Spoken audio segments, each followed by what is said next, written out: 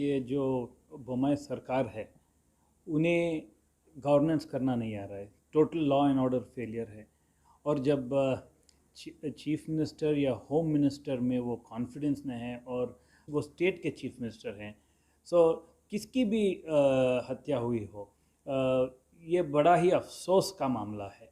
और जब chief minister recently visit पे भी गए, वो नवीन के घर गए और मसूद और फाजिल के घर नहीं गए। जब कॉम्पनसेशन अनाउंस किए, जब अब स्टेट इस तरह चला रहे हैं, सो क्या उम्मीद की जा सकती है ऐसी गवर्नमेंट से।